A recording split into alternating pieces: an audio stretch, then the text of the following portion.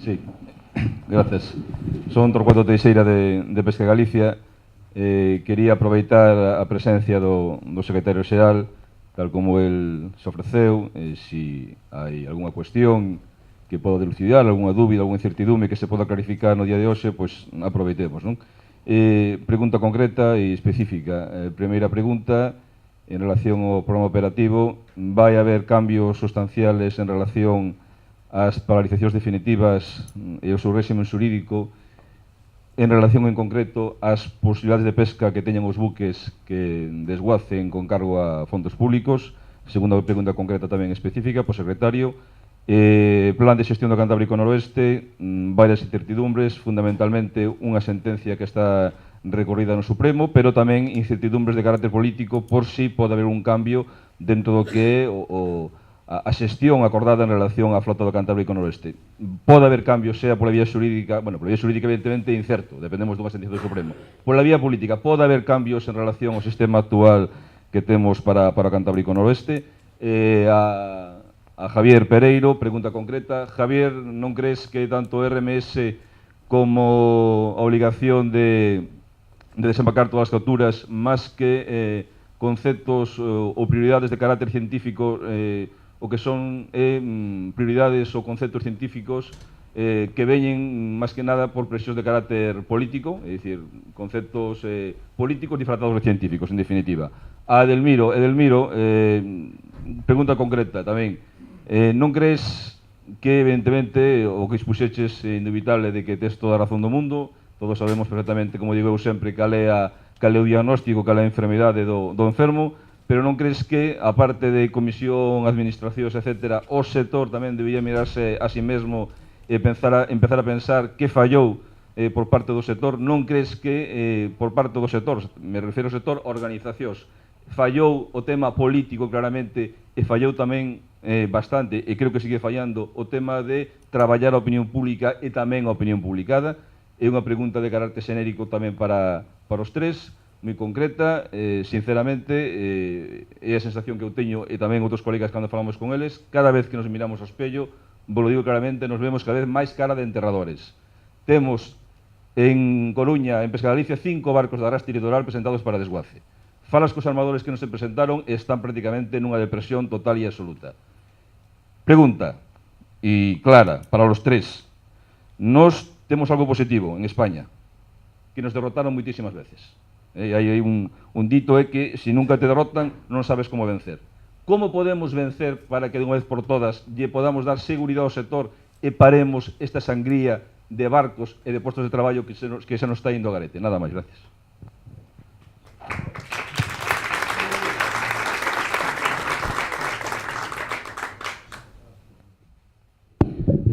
Sí, bueno, tratar de contestar a estas cuestións concretas, que agradezco a concreción das preguntas.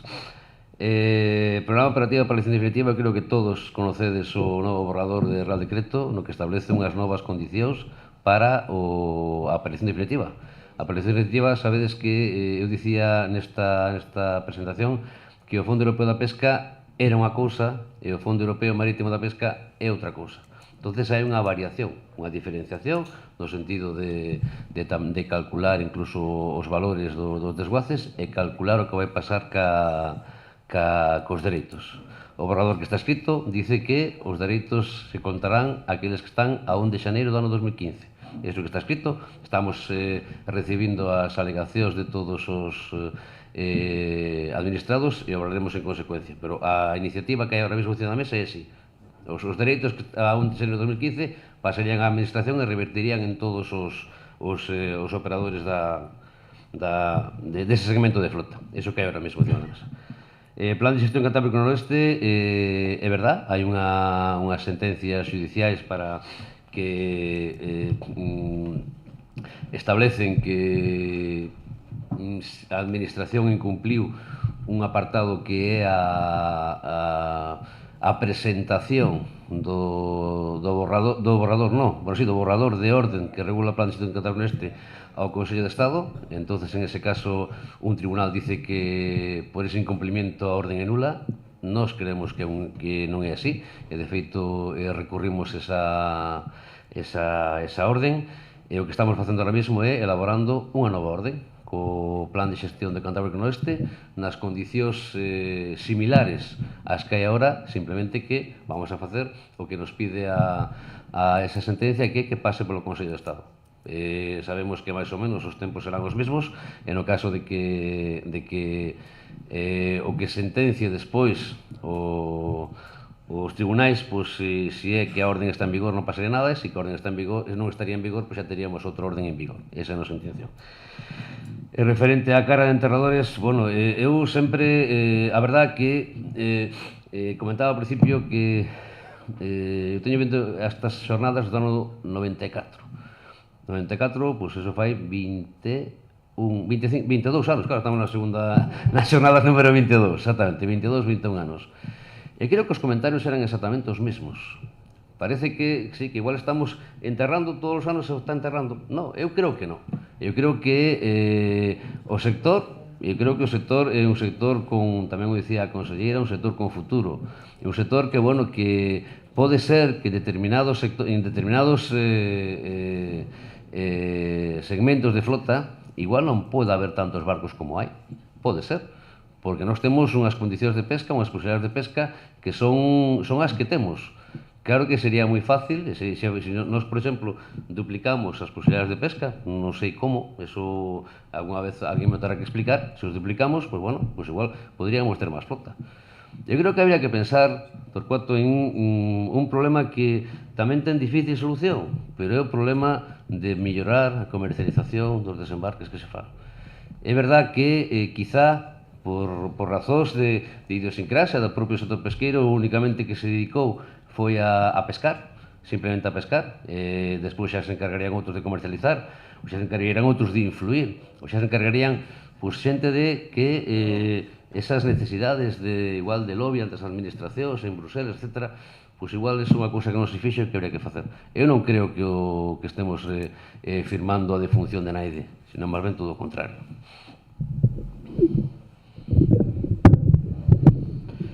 Bueno, eu quería tamén respostar de que tanto o rendimento máximo sostenible, que eu penso que probablemente se o fixéramos unha lectura de outra maneira, pensando na conveniencia de ter unos planes plurianuales, pretendendo ter, digamos, uns recursos que non temos que estar todos os anos pendentes de se vai ir para arriba, vai ir para baixo, a ver que pasa, senón que son estables ao longo do tempo.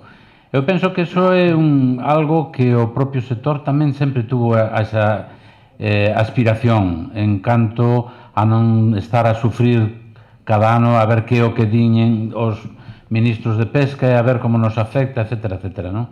Entón, desde esa perspectiva, incluso dende a perspectiva científica, eu penso que non é un mal obxectivo de xestión, porque pode ser un obxectivo amplo, pode ser que seña máis costoso nos primeiras etapas se un se atopa moi distante desa situación de rendimento máximo.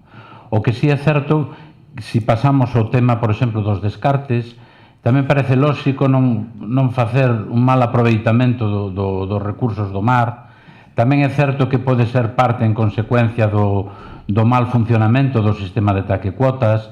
É dicir, hai unha serie de razóns, pero tamén é certo, e non che vou a rebatir a situación de que sempre son decisións políticas. É dicir, que a mellor no seu inicio están ben, o plantexamento é correcto, todos poderíamos estar de acordo con elas, pero logo a leválas á práctica convírtense a veces en atrancos moi importantes para o propio sector e para o desenvolvemento da pesca.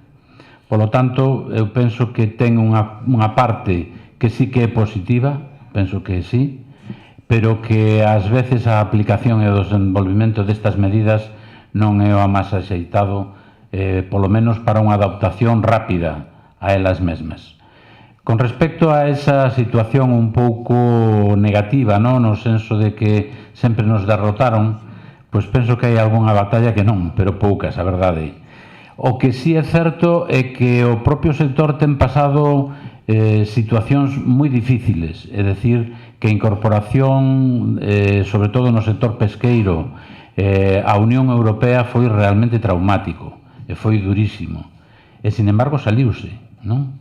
Eu espero e teño a confianza, porque o sector sempre foi capaz de facelo, de que desta tamén sea capaz de salir, e tamén pediría que as propias autoridades comunitarias tamén pensaran que son sectores moi importantes desde o propio sentido social e o propio sentido económico de moitas rexións de Europa, e que deberían ter en conta estes períodos de adaptación. Sí, vamos a ver, respecto a si nos falla el tema político y la opinión pública y publicada, totalmente de acuerdo. Tienes absolutamente toda la razón. Y el sector y las organizaciones que representamos al sector debemos entonar el mea culpa en este tema y hacer un análisis de conciencia y un acto de contrición, porque hay que cambiar mucho el esquema de funcionamiento en estas cuestiones, si no, bueno, ya nos está yendo mal, pero peor nos va a ir. Respecto a cómo podemos vencer y superar esta sangría, pues la verdad es que a mí me parece un tema bastante complejo. Es un tema bastante complejo, no es tan sencillo, porque el que nos manden fondos de Europa y en las cantidades ingentes que nos ha presentado Andrés, yo creo que el problema básico que tenemos es que las cuotas que tenemos son las que son, y con esas cuotas es imposible mantener la flota, y van a quedar 4 barcos, así de triste y así de claro es el tema, realmente 4 barcos, y eso hay que reconocerlo, está pasando en la flota de Gran Sol y va a pasar en otras flotas. Lo que planteabas del desguace, vamos, porque hay gente que tiene que mantenerse porque tiene créditos que pagar, que si no, en muchos casos haría lo mismo.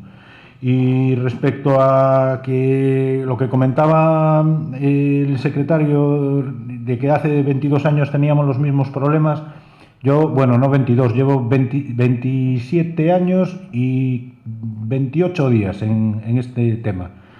Y desde el año 91, que llevo la flota, por ejemplo, de la arrastrera congeladora de Namer, eran 220 barcos en aquel momento, nos quedan 34 y afortunadamente seguimos teniendo un caladero que es el Atlántico Sudoccidental en el que podemos pescar. Ahí no hay ORP, no hay otras cuestiones, hay una gestión muy responsable y ahí afortunadamente gracias a la intervención de la Administración Pesquera Española se está haciendo una política pesquera sostenible y responsable que nos garantiza la actividad, pero es cierto que no es comparable a lo que teníamos hace años y que la crisis se ve, y el problema de que nos ajusten cada vez más la actividad de los barcos a las cuotas que tenemos, sin opciones a que nos las incrementen, es que vamos, blanco y en botella de cristal.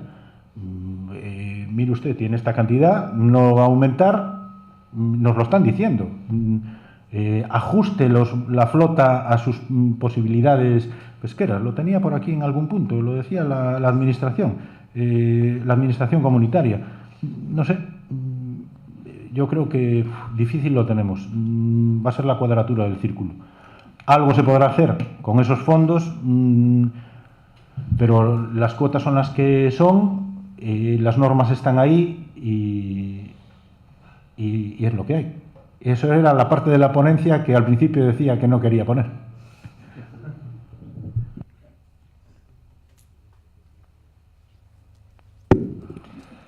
¿Alguien más que quiera preguntar algo?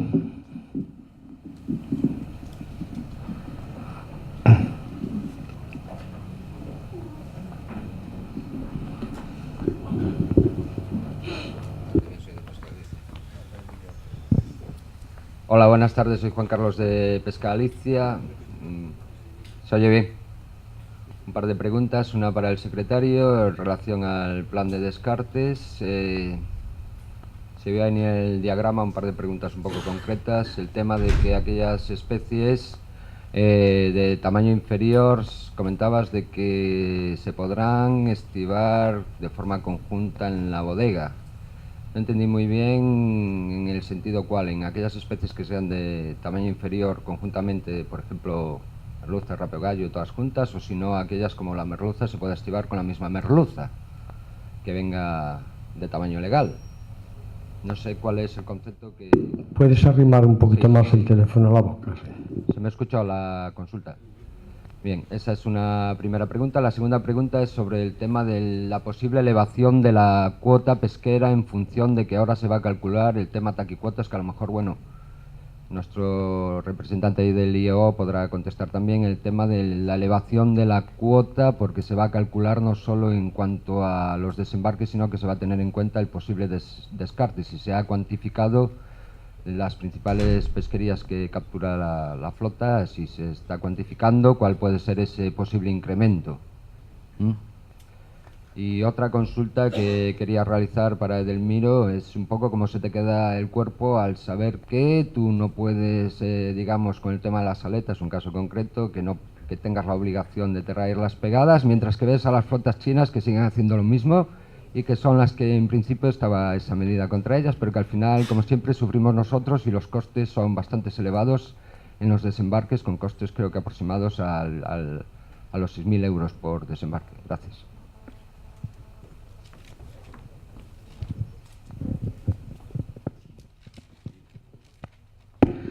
Sí, mira, referente a la primera cuestión, y te leo literalmente cómo queda el reglamento ómnibus. Todas las capturas que no alcancen la talla aplicable mínima de referencia a efectos de conservación que se encuentren a bordo de un buque pesquero de la Unión Europea deberán estar colocadas en cajas, compartimentos o contenedores de tal manera que se distingan de las demás cajas, compartimentos o contenedores. Estas capturas no se mezclarán con otros productos de la pesca. Lo que establece una excepción es para la flota pesquera artesanal y con menos de 50 kilos, no para el resto de las flotas. Y la otra cuestión, el tema del incremento de las cuotas, es cierto que esa fue una petición que se hizo, que los TACs había que calcularlos en base a las capturas, no a los desembarques. Aquí tenemos un pequeño problema de que los descartes de la flota española no están acreditados. Nosotros, a pesar de que, y eso lo sabéis, pero el reglamento de control establecía que cualquier cantidad superior a 50 kilos que se pescase y se descartase tendría que anotarse en el diario de a bordo, pues no se hace, no se hizo. Entonces tenemos un problema. Tenemos que trabajar con estimaciones del IEO y se va a hacer con la idea de que poder incrementar ese tope de capturas, ese TAC, en base exactamente a las capturas o a las estimaciones de captura. A veces está pequeño detalle, que es de no dar información, salvo información científica obviamente, pero no imputar los descartes cuando eran legales.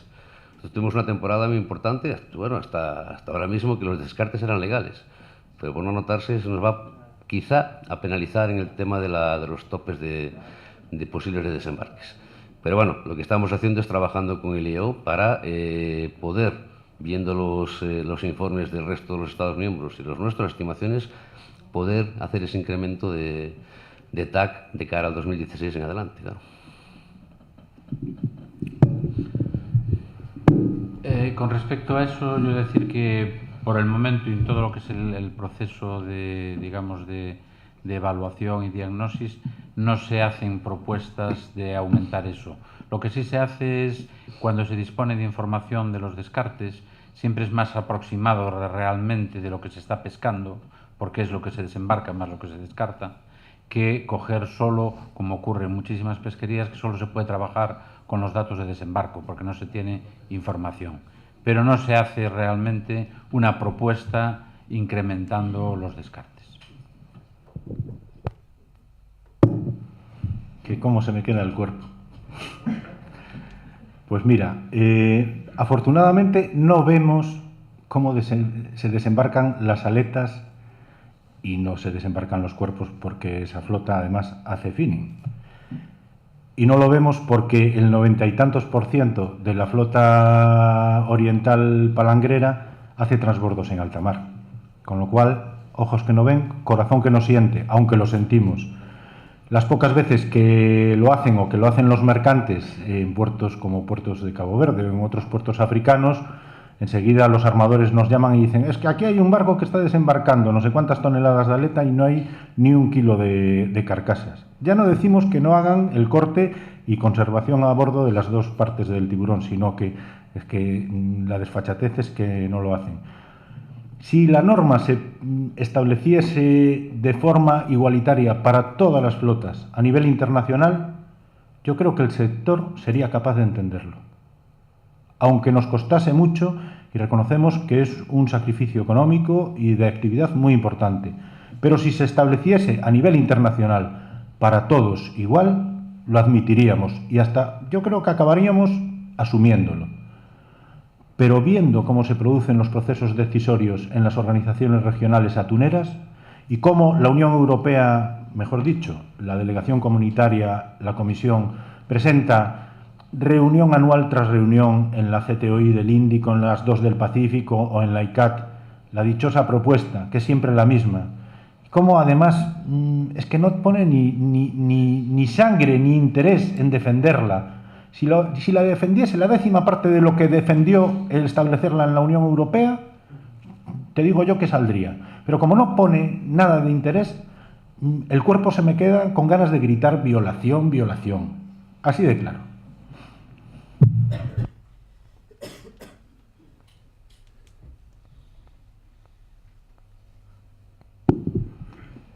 ¿Alguna pregunta más?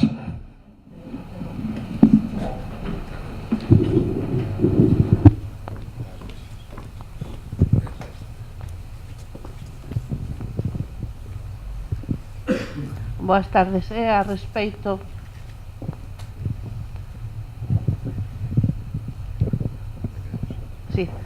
respecto da obligatoriedade dos desembarques e dos descartes, non me consta, e por iso pregunto, si hai un rexistro oficial comunitario de toda a frota de capturas. Sí.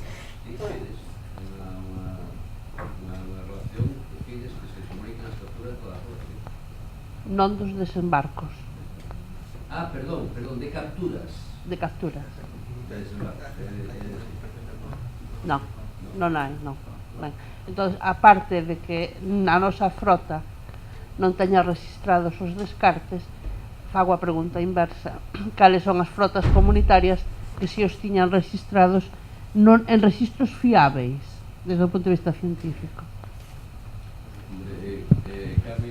Contestar ahora mismo esa pregunta, pero sí hai flotas que teñen por diferentes caladeiros. Nosotros tampouco, non é que nos teñamos todos, algún tamén hai, pero bueno, esta era unha circunstancia que, insisto, desde a publicación do Reglamento de Control 2009 era obligatoria para todos os Estados membros. Quizá pensando en esta situación, pero non o sei. Non che podría dicir ahora que estados teñen ou non o teñen.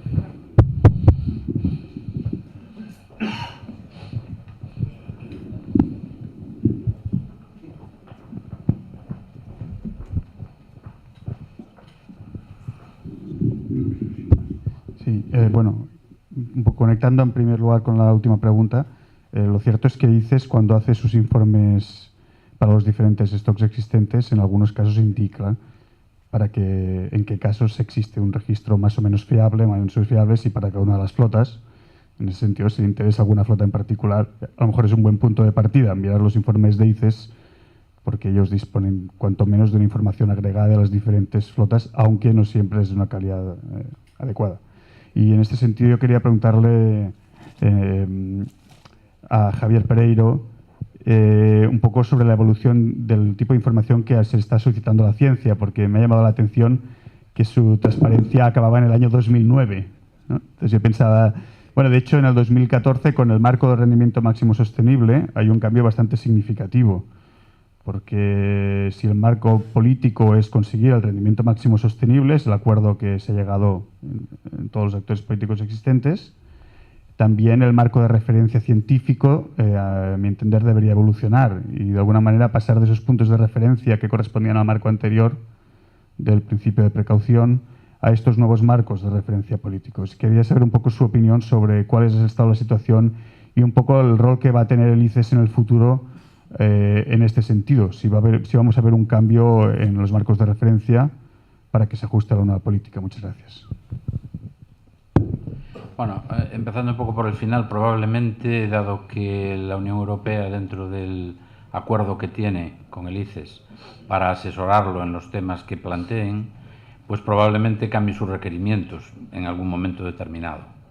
De todos modos, en relación a la información que se utiliza y que se dispone, pues es por una parte lo que son desembarcos, si es posible, además descartes, estructura de tallas, si es posible, de edades, si no se utilizan métodos o modelos de tallas, y lo que se hace normalmente es la aplicación de una ecuación de crecimiento para tratar de separar componentes. Casi todo se realiza en métiers, es decir, de grupos de flota homogéneos, para que, digamos, no se mezclan las variabilidades tanto en los patrones de explotación de las diferentes artes. Es decir, que estos suelen ser normalmente ojivas de madurez, es decir, cada año, en teoría, o cada corte, pues va a tener una ojiva de madurez diferente. En casos sí se puede conseguir una ojiva cada año, en casos son para periodos, valores medios de ojiva de madurez, porque tampoco las variaciones son enormes. Es decir, que la variabilidad de calidad de la información que se dispone es lo que va a permitir abordar o no modelos analíticos o modelos más aproximativos para tratar de hacer tanto el diagnóstico como a través de ahí hacer una previsión en el corto plazo, fundamentalmente. Sí, e ahora te va a hacer un comentario, Edelmiro. De otra cosa. Bueno, pues hacemos un paréntesis y va Edelmiro a hacer aquí alguna observación.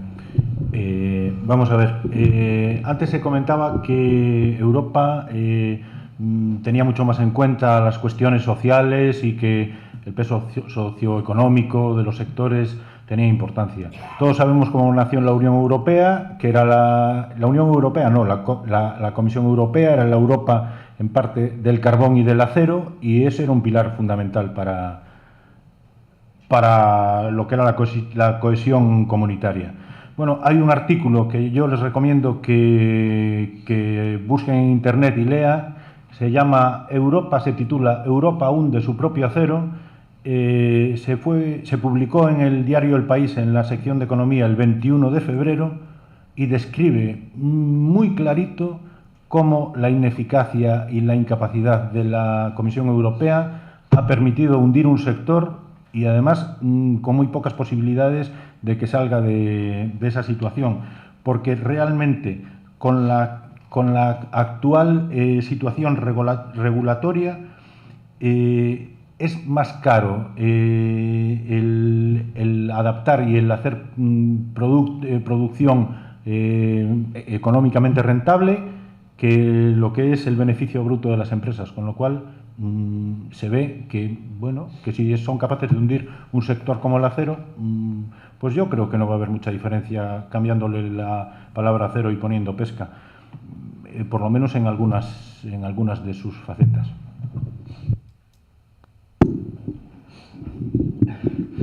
A mí, yo también me gustaría hacer un comentario referente al, quizá más genérico, referente al propio funcionamiento de la Unión Europea. Yo creo que la charla de Edelmiro, que fue graciosa, pero fue sumamente realista, habla de un edificio de una comunidad de 28 vecinos, y es así. Eso creo que lo tenemos que tener en cuenta, que es así. Las negociaciones en la Unión Europea se llevan a cara al perro. Allí hay 28 estados, que cada estado tiene un porcentaje de votos determinado para la hora de elegir. Y los votos que tiene un estado valen para elegir temas de pesca, de acero, de leche o de turismo. Es exactamente igual. Entonces, es cierto, nosotros estamos en ese club que es la Unión Europea, y bueno, pues es casi como un matrimonio, para las duras y para las más duras, pero que tenemos que estar y que tenemos que tratar de, pues de influir lo máximo que podamos, tratar de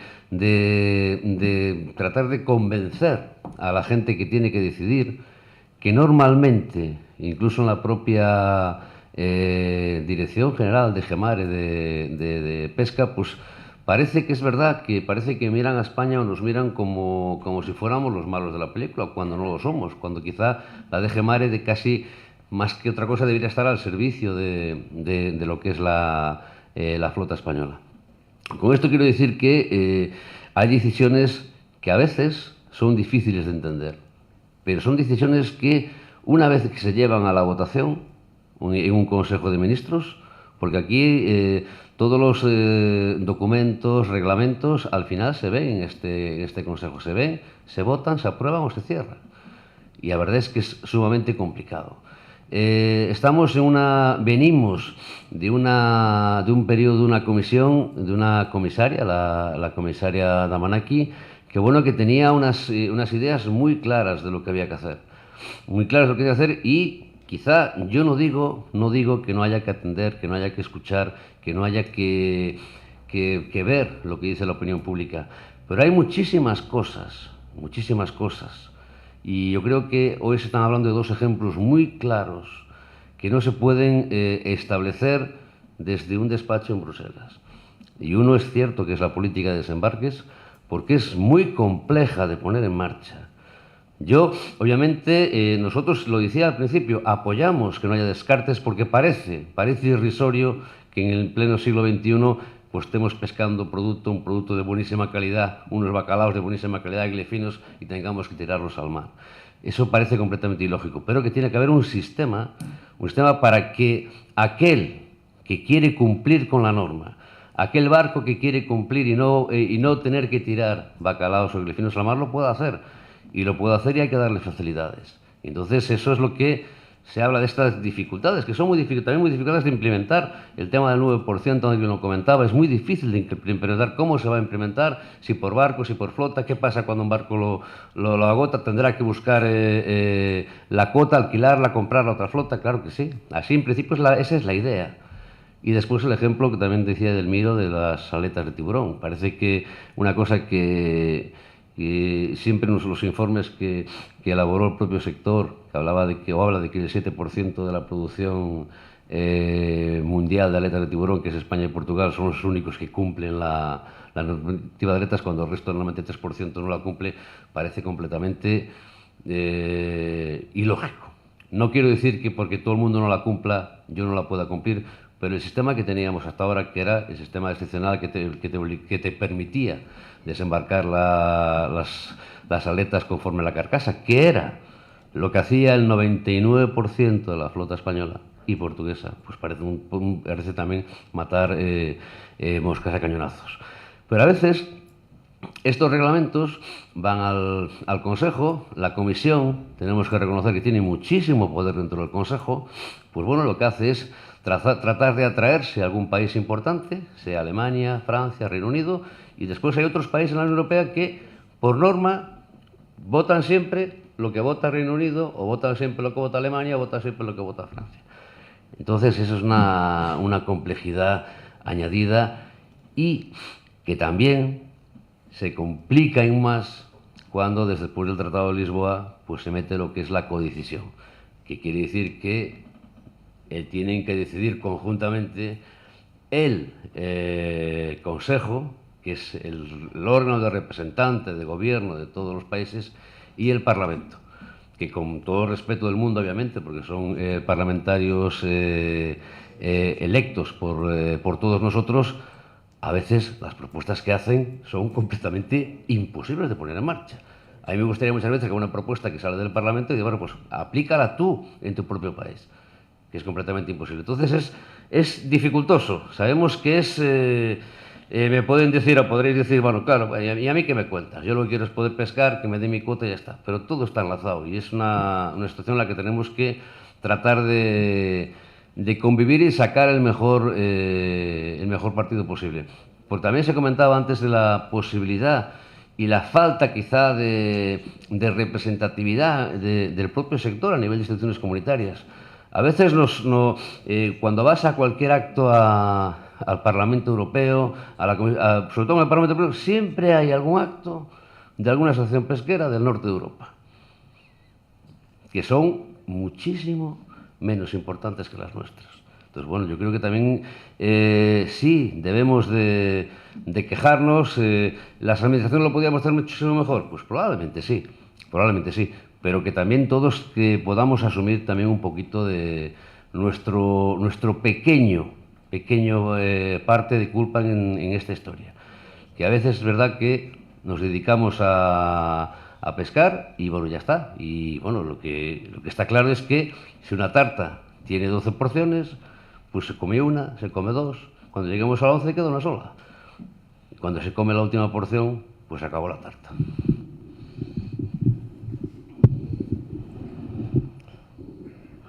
Muchas gracias, Andrés. ¿Queda alguna pregunta?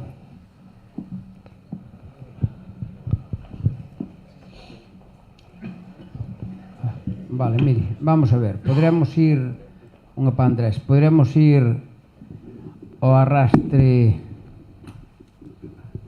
ao bonito. Os españoles, igual que van aos irlandeses, que nunca bonito pescaron. E se acaso a palangre tamén, se nos deixa. Esa é unha pregunta. Non pregunto moito máis, porque senón tiría aquí por moito tempo. E alargamos a cuestión, ao mellor. Barcos de arrastre bonito, no. Pero os irlandeses van. A noso, Vamos a ver, do noso gobierno. A pregunta é clara e a resposta é clara. Barcos españoles de arrastre bonito, non se van a autorizar. Se van barcos de irlandeses e franceses, pero barcos españoles non se van a autorizar a arrastre bonito. Vale, quería facer unha apreciación que falaron aquí de taxa e cotas e de rendimento máximo sostenible. Eu considero, se podo dicirlo, que o rendimento máximo sostenible é un rollo. Eu vou dicir porque é un rollo. Non sei se yo dixen algunha vez máis. O mar é un vasos comunicantes en donde, cando usted ataca unha especie, as outras están ser sentindo. A veces unhas interciden nas outras. Cando usted vai pescar ao mar e ten unhas cuotas dunha especie, cando aquela especie está moi sobreabundante, que está moi abundante, está comendo as outras, os fillos das outras e todo o que sea das outras. Entonces, por moitas, usted cando ten unha cuota, ao ir con aquela cuota, o que fai é pescar inmediatamente aquela especie que é abundante. Xa queda sin poderla pescar. Entón, automáticamente procura ou mandan ir pescar a que non hai. Entón, que está facendo? Acabando literalmente co mar. Que eso foi o que nunca nosotros antes facíamos. Está acabando literalmente o mar. Ou sea, que na modernidade con todos estes señores que lle están dicindo acabe co mar. O rendimiento máximo sostenible, por se lle dicindo, é un rollo. Tal é como o sistema de taxa e cuotas, non hai forma de cumplilo. Era antes. Nosotros antes íbamos e pescaba do que máis había. Aquela especie baixaba, ao rebaixarse aquela especie as outras melloraban. Porque a especie que é moi sobreabundante come os fillos, os pais, as huevos e a comida das outras. Eso é así. Voulles contar unha anécdota última. Fai 2 anos, máis ou menos, díxome un patrón dun barco que chorara no Gran Sol. Isto é certo. Colleu casi 300 caixas de peixe e tuvo que virse para terra porque acababa a cuota de merluza. E foi para Bocarte e no Bocarte colleu 30 caixas de merluza. Cando largou un bollo de Bocarte estaban e colleu 30 caixas de merluza no bollo, porque a merluza estaba comendo o Bocarte. Entón aquí agora veñen os comunitarios estes que acaban con nosotros e dicen non pode pescar usted merluza.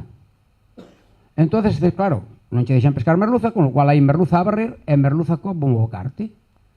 E unha vez que como Bocarte que dicen, pescadores, non pesquen ustedes Bocarte. Oiga, pero señores, que non son eu que é merluza. É que son tan, iba a dicir, non digo burros por non dicirlo tanto afeito, pero é que, parece mentira. No, Pepe, vale, moitas gracias. No, esas palabras no. Vale, se acepta. Eso retiro, eso retiro. Bueno, penso que hai cousas que ten razón, efectivamente. Ás veces é unha situación parecida ao que pasa con taquicuotas. É dicir, que a proporción de especies no mar non é a que marca o taquicuotas. Eso é así, eso é certo, non? Por eso o que se pretende é dándolle ese novo enfoque, que sería o enfoque do ecosistema que se está a desenvolver. E se ademais se pudiera facer unha distribución das posibilidades de pesca máis relacionada co esforzo e que se collera todo o que ven por las medidas de esforzo que se lle otorgaran a cada un, probablemente eses problemas non existirían. É obvio que as especies comense unhas a outras. Algúnas comen as outras, outras comen plancton, etc. Eso se coñece e esas son limitacións que se sabe que existen. O que se está traballando ahora no rendimiento máximo para tratar de chegar a un acordo de compromiso, é dicir, coñecer para cada especie, según sean as súas cualidades, os seus características biolóxicas, canto sería o máximo que se podería coller. É unha aproximación. Eso non vai a resolver o problema que vostede está plantexando, obviamente. Como non se resolveu nunca co reglamento de taquecuotas. É dicir, moi ben, acabo con esta, pero eu sei que vou a largo o aparello e vou a seguir colléndoa. Xa non fai falta que haya bocarte nin nada. Está ali. Que fago? Entón, pasamos a facer descartes. É dicir, que sí, que ten razón, que eso é un problema, pero é un problema de buscar algunha medida de xestión. Se ten traballado bastante tratando de ver si se podía transformar un taquecuotas en esfuerzo, en cupos de esfuerzo, pero eso ten os seus problemas a la hora de implementalo. E, de feito, hasta o momento non se aplicou. Pero, bueno, efectivamente, o que di ten razón.